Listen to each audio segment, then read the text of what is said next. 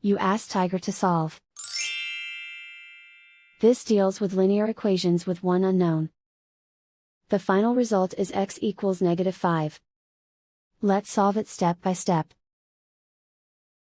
Group all constants on the right side of the equation. Subtract 25 from both sides. Group like terms. Simplify the arithmetic.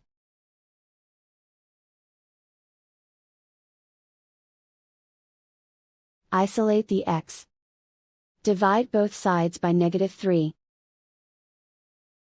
Cancel out the negatives. Simplify the fraction.